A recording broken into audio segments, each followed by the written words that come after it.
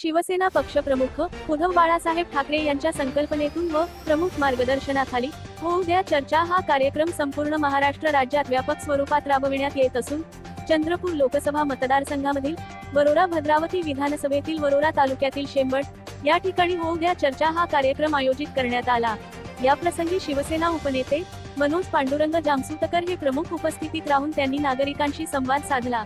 तत्प्रसंगी नागरिकांनी ही सदर चर्चेत भाग घेऊन आपली मते मांडली।